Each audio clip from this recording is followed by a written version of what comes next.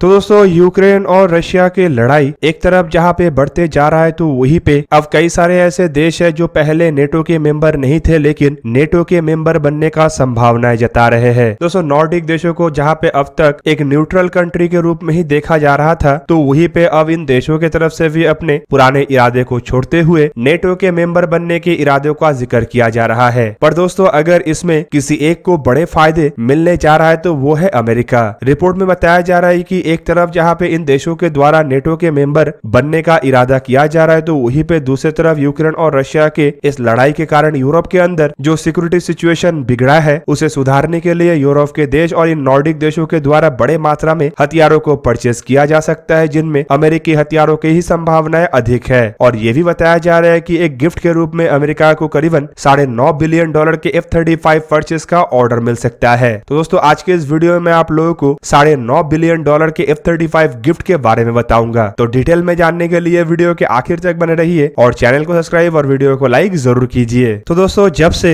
Russia और Ukraine का लड़ाई शुरू हुआ है तब से एक बहुत बड़ा खतरा यूरोपियन सिक्योरिटी के ऊपर भी आ गिरा है। बेसिकली रशिया और यूक्रेन के इस लड़ाई की वजह से यूरोप के कई सारे देश अपने आप को अब असुरक्षित महसूस कर रहा है जिन कारणों की वजह से इन देशों के तरफ से लंबे समय से लिया गया स्टैंडों को भी अब बदलने का तैयारी किया जा रहा है। दोस्तों ऐसे देशों में सबसे प्रमुख है नॉर्डिक कंट्रीज जो कि लंबे समय से अमेरिका और रशिया के ये लड़ाई में एक तरीके से न्यूट्रल ही रहा और कभी भी किसी एक देश का पक्ष लेने के हमेशा से ही खिलाफ रहा। दोस्तों इन कारणों की वजह से काफी समय इन देशों को फायदा भी हुआ जबकि काफी हद तक ये बड़े देशों के लड़ाइयों से दूर भी रहा। दोस्तों यहाँ पे जो नॉर्डिक कंट्रीज का जिक्र किया जा रहा है असल में ये 5 सॉवरेन कंट्रीज, 2 ऑटोनोमस टेरिटरी और एक ऑटोनोमस रीजन का गठबंधन है। दोस्तों इन 5 सॉवरेन स्टेटों को ही एकत्रित रूप में नॉर्डिक देश कहा जाता है जिनमें डेनमार्क, फिनलैंड, आइसलैंड, नॉर्वे और स्वीडन शामिल है। हालांकि इन 5 देशों में से स्वीडन एक ऐसा देश है जो हमेशा से ही रशिया के खतरे से घिरा हुआ था पर अब बताया जा रहा है कि ये 5 देशों के जो गठबंधन है ये अपने पुराने स्टैंड को बदलते हुए अब नेटो के मेंबर बन सकते हैं जिनमें सबसे अधिक चर्चा तो फिनलैंड को लेके है। बताया जा रहा है कि फिनलैंड अब संपूर्ण रूप से अपने इरादा बना चुका है कि वो एक नेटो के इंस्टेंट मेंबर बन जाए। हालांकि फिनलैंड के अगर इतिहास को देखा जाए तो लंबे समय से फिनलैंड के द्वारा रशिया के द्वारा निर्माण किया हुआ हथियारों का इस्तेमाल किया गया पर अब फिनलैंड खतरे को भनकते हुए अपने इरादे को बदलना चाहता है। दोस्तों रिपोर्ट में ये भी बताया जा रहा है कि यूरोप के अंदर सिक्योरिटी सिचुएशन को लेके जो अफरा तफरी मचा हुआ है और जो नया गठबंधन बन रहा है या फिर कहे तो पुराने गठबंधनों को जिस तरीके से मजबूत किया जा रहा है उससे अब एक नया हथियारों का रेस भी शुरू हो सकता है जिनमें फिनलैंड की तरफ से भी बड़े मात्रा में भूमिका निभाया जाने का इरादा बनाया जा रहा है। रिपोर्ट में बताया जा रहा है कि नेटो देश और फिनलैंड जैसे देश जो कि नेटो ज्वाइन करना चाहता है वो करीबन $9.5 बिलियन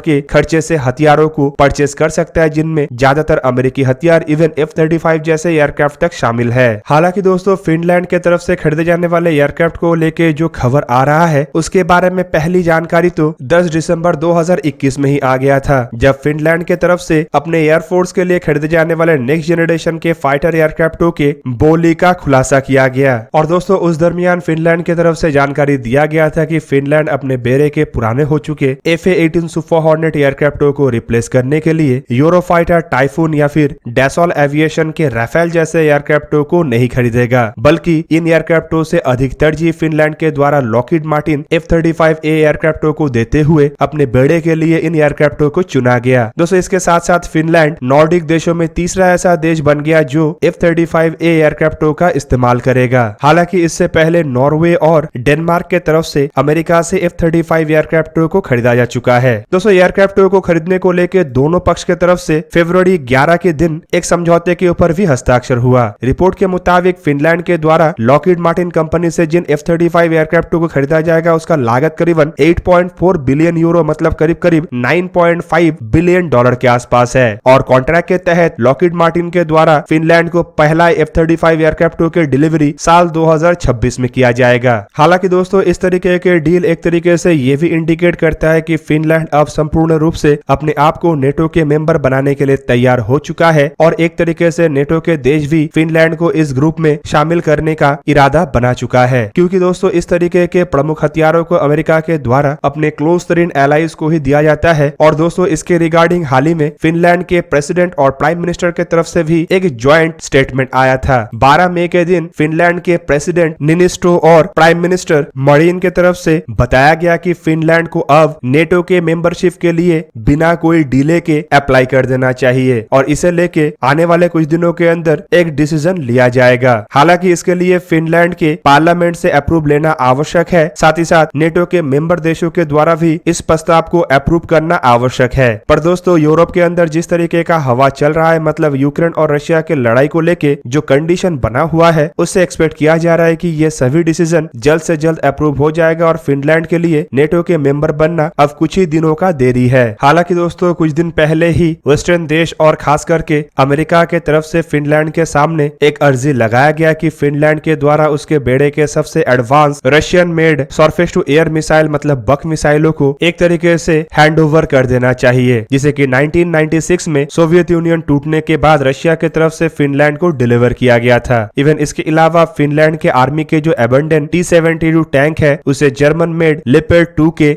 बदले फिनलैंड को देने का भी अर्जी लगाया गया। हालांकि इसके अलावा फिनलैंड के बेड़े में इस्तेमाल होने वाले Russian made infantry fighting vehicle BMP-2 और AK-47 के ऑथोराइज्ड प्रोडक्शन वेरिएंट RK-62 को भी हैंडओवर करने का बात कहा गया, ताकि वेस्टर्न देश इन हथियारों को यूक्रेन भेज सके, ताकि यूक्रेन की आर्मी इसका इस्तेमाल रशिया के खिलाफ कर सके। दोस्तों, बताया जा रहा है कि अगर फिनलैंड नेटो के एक्टिव मेंबर बनता है तो यूरोप के इस देश के आर्मी के पास जो सोवियत और रशिया के बनाए हुए हथियार है, जिनमें ज्यादातर 60 के दशक के हथियार है, उसे एक तरीके से छोड़ना पड़ सकता है। ऐसे में फिनलैंड के पास इन हथियारों को छोड़ने के साथ साथ हथियारों के जगह भरने के लिए भी नए हथियार खरीदने का आवश्यकता होगा। दोस्तों, यहाँ पे आपके जानकारी के लिए बता दूं कि फिनलैंड के इन हथियारों को अगर यूरोप के देश हासिल करके यूक्रेन को भेजता है तो आवश्यक कुछ कंसेशन के साथ नेटो स्टैंडर्ड के या फिर कहे तो यूरोप के देश या फिर अमेरिका के द्वारा निर्माण किया हुआ हथियार फिनलैंड को मिल सकता है। पर वहीं पे अधिकतम हथियारों के लिए फिनलैंड को ही खर्चा करना पड़ेगा और माना जा रहा है कि इससे किसी और को नहीं बल्कि अमेरिका को बड़े मात्रा में फायदा होगा और ये फायदा है बड़े हथियारों के ऑर्डर को लेके। दोस्तों, ऑलरेडी यूरोप के ऊपर मंडराने वाले इस खतरे को देखते हुए यूरोप के कई सारे देश हथियारों के बड़े ऑर्डर प्लेस कर चुका है, जिनमें सबसे प्रमुख है जर्मनी। रिपोर्ट के मुताबिक जर्मनी अपने डिफेंस बजट को बढ़ा के करीबन $100 बिलियन तक करना चाहता है, जबकि जर्मनी ये भी अनाउंस किया है कि उसके बेड़े के लिए F-35 जैसे एयरक्राफ्टों को अमेरिका से खरीदा जाएगा। दोस्तों, करंटली अगर फिनलैंड के एयरफोर्स के बेड़े को देखा जाए तो फिनलैंड के पास कई तरीके के वेस्टर्न देशों के एयरक्राफ्ट है। रिपोर्ट के मुताबिक फिनलैंड के पास करीबन 55 F-18C एयरक्राफ्ट है, जबकि 7 F-18D एयरक्राफ्ट है। हालांकि इसके अलावा फिनलैंड के बेड़े के पास करीबन 18